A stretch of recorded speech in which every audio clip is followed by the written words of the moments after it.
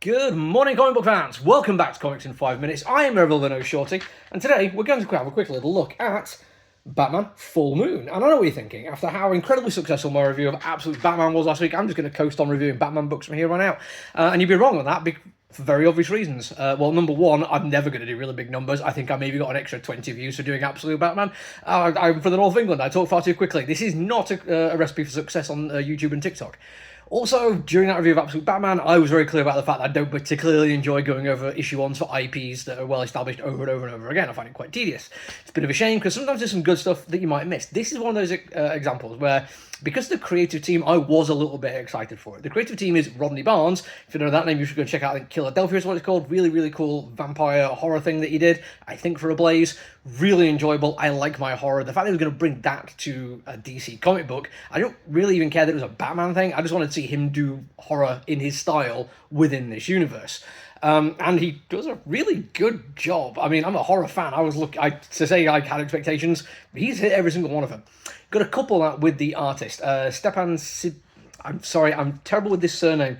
Stefan Subic, or Subic, potentially. I don't know. I've only ever seen it written down. If anyone wants to correct me on that one, feel free, go ahead. I genuinely do not know how to pronounce that name. If you don't recognise the name, though, which is fair enough, I've just absolutely butchered it.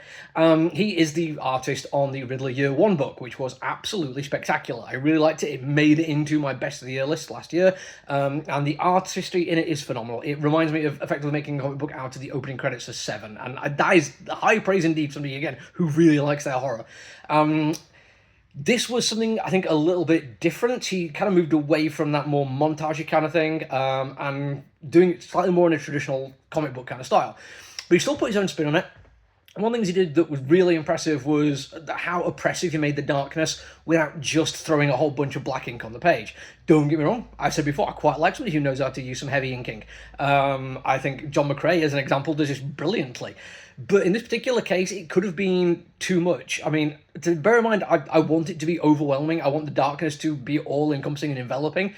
But if you just make it pure black, it loses some of that hit. The fact that we still get some absolutely gorgeous highlights on some of the stuff, we get negative space used within the shadow when it does go to pure black, but for the most part, what would you get is very, very dark situations happening with very, very dark artwork. The brutality of the fight scenes are really, really good. This is a black label comic book from DC, which means you should go in there with a vaguely adult expectation, and it does lay on with the violence. This is a story of, and sorry for the spoilers here, vampires and werewolves.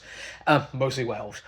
So you are going to get some of that, but it doesn't relish in the shock of it all. There's no blood splashed all over the place, or what blood we see is more just another shade of darkness.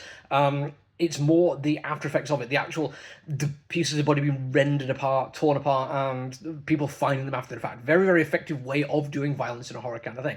Also, his Batmobile is really, really cool. It looks like a low-slung 4x4 muscle car. It's brilliant. It's barely in the comic book, but I remembered it. It stuck with me. And there's moments when we are in the light a little bit more, you can still see those creeping shadows, which are also really effective. Weirdly, because it doesn't go full like black inks all over the place, it reminds me of the line from Terry Pratchett. Movies can only be so dark, there's got to be enough light so you can see how dark it is, and I know some modern TV shows and movies have not grasped that concept at all, but this is done really effectively. The writing is also really, really cool. I like the story setup, I like the vampires and werewolves kind of stuff going on there. I love some of the dialogue between Batman and Alfred, which I quite like the fact that because this is a black label kind of thing, it can be set in an indeterminate time and place within Batman's history, and you can bring Alfred back and it won't break any rules, because Alfred has actually stayed dead. There's been numerous occasions where they could have brought him back, or alternate universe clones or whatever, but no, he's still dead, so having him in here is kind of cool, and it gives a chance to do something. My favourite bit of dialogue, I'm not going to spoil the entire thing, but it kind of ends with Bruce Wayne saying some of the lines of, "That it will, Alfred, that it will." And I kind of like it. It feels almost out of character for Bruce Wayne or Batman, but it also kind of shows that he speaks to Alfred in a way he won't speak to anyone else. Not his best friend Superman, or his co-workers, his colleagues, his love interests. There's something special about his relationship with Alfred, and it comes across really effective here.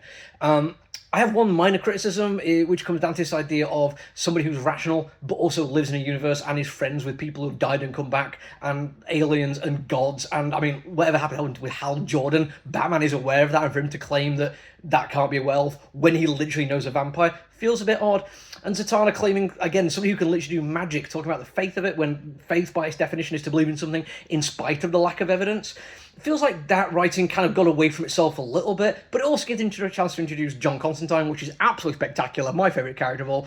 Really can't wait to see where this goes. It's going to be dark, it's going to be gothic, it's going to be horrific, and I'm going to enjoy every second of it. That's it from me for now. Again, though, quite a few new things this week. Make sure you do the social media things so you don't miss anything. Until I see you again, look after each other, everyone. Stay safe. Bye!